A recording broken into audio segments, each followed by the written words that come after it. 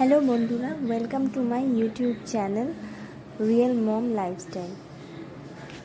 আজকে আমি অনেক দিন ধরেই মেয়ে আসলে বায়না করছিল যে মা কিছু একটা বানাও, তাই আমি আজকে একটু মিক্স ভেজিটেবল বানাচ্ছি, অ্যাকচুয়ালি বানাতে চেষ্টা করছি। তো দেখো, এখানে প্রথমেই আমি গাজর, বরবটি, ক্যাপসিকাম এগুলোকে অল্প তেলে একটু ভেজে নিচ্ছি।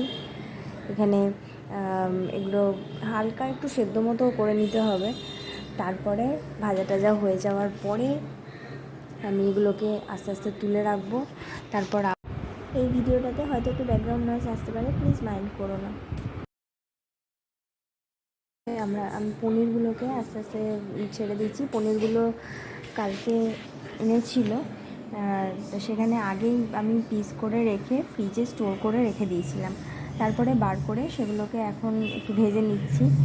এখানে সব মোটামুটি 200 থেকে 250 গ্রাম মতো পনির রয়েছে।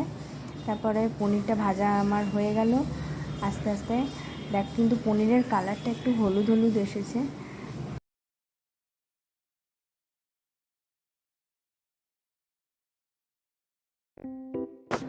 আসলে কালকে রাতে একটু আলু ভাজা করেছিলাম, তাতে নুন হলুদ দিয়েছিলাম, যেহেতু সেই জন্য তেলটা একটু হলুদ হয়ে গেছে, তাই জন্য পনিরটা ওরকম রং হয়েছে। তাই এবারে আমি পনিরগুলোকে আস্তে আস্তে তুলে নিচ্ছি। আগে থেকেই একটা বাটিতে জল গরম করে, হালকা গরম করে, তার মধ্যে নুন চিনি দিয়ে রেখেছিলাম। পনিরগুলোকে তুলে ওর মধ্যে রাখছি, যাতে পনিরগুলো মধ্যে নুন চিনিটা ঢুকেও যায় আর পনিরটা আর ভেঙেও না যায়। তো এবারে সব পনির আস্তে আস্তে তুলে নিচ্ছি।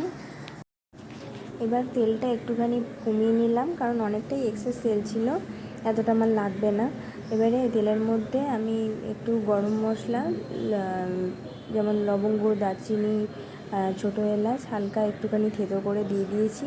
তার সাথে তেজপাতা, একটু গোটা জিরে আর একটা শুকনো লঙ্কা, এই আধখানা মতো বীজ ছাড়িয়ে এটা ফোড়ন হিসাবে দিয়ে দিলাম।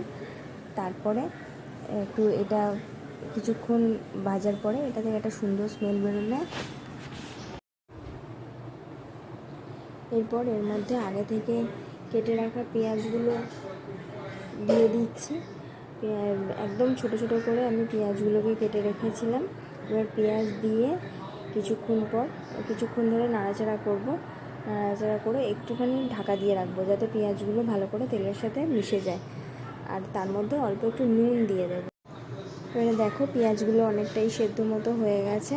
আর মাঝখানে আমি একবার ঢাকা খুলে তার মধ্যে একটু হলুদ আর লঙ্কার গুঁড়ো দিয়ে দিয়েছিলাম, ওই জন্য এই লাল কালারটা এসেছে। তারপরে ভালো করে মিশিয়ে দেওয়ার পরে এবারে পেঁয়াজটা চারিদিকে একটুখানি সাইড করে নিয়ে মাঝখানে একটুখানি তেল অল্প করে দিয়ে নেব। যে তেলটা আমি আগে সাইড করে রেখেছিলাম সেখান থেকে অল্প একটু তেল দিয়ে নিলাম। তারপরে তার মধ্যে দেখো, রসুন আর শুকনো লঙ্কা আমি বেটে রেখেছিলাম, সেটা অল্প দিয়ে দিলাম।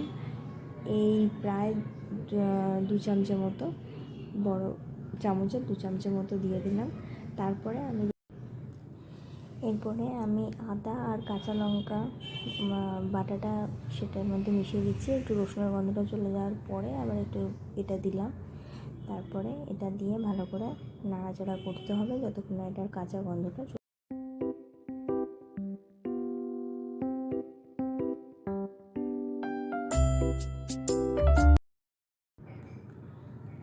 তারপরে কিছুক্ষণ হয়ে যাওয়ার পরে দেখো, টমেটো এখানে আগে থেকে কুচি করে রেখেছিলাম, সেই টমেটোটা দিয়ে দিলাম। তোমরা চাইলে টমেটো বাটাও দিতে পারো, আমি এখানে টমেটো কুচিটাই দিয়েছি।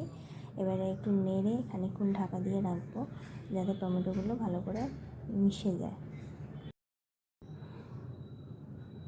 এই দেখো, টমেটোগুলো অনেকটাই মিশে গেছে। আর এই পাশে আমি ডিম আর আলুটা সেদ্ধ করে নিচ্ছি দুপুরে লাঞ্চের জন্য। এটা দিয়ে ডিমের ঝোল বানিয়েছিলাম, তাই যাই হোক, সেটা আর একদিন তোমাদের সাথে শেয়ার করবো।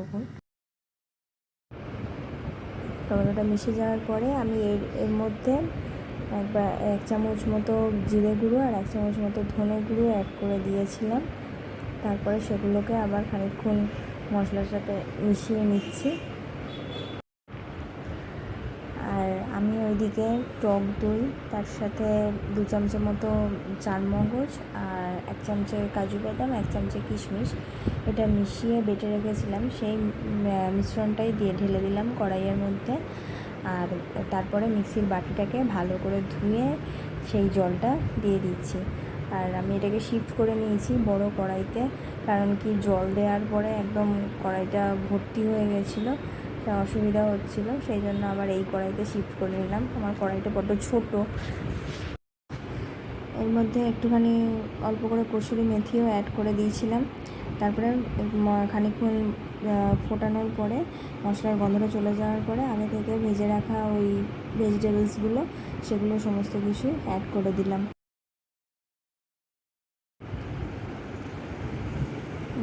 আগে থেকে যে পনিরটা আমি ভেজে রেখেছিলাম, সেই পনিরটাও এই গ্রেভিটার মধ্যে অ্যাড করে দিচ্ছি। আর পনিরের যে জলটা ছিল সেটা আমি আগেই খানিকটা এটার মধ্যে ইউজ করে দিয়েছিলাম, যেহেতু জলটার মধ্যে নুন চিনি অলরেডি দেওয়াই ছিল, সুতরাং সেটা আর ফেলিনি, সেটা এর মধ্যেই দিয়ে দিয়েছি। আমার রান্নাটা কিন্তু একদম রেডি হয়ে গেছে। দেখো একদম জলটা কমে এসেছে। এই সময় আমি একটুখানি ধনেপাতা কুচি এটার মধ্যে অ্যাড করে দিলাম, আর তার সাথে একটু গরম মশলা অ্যাড করে দেবো।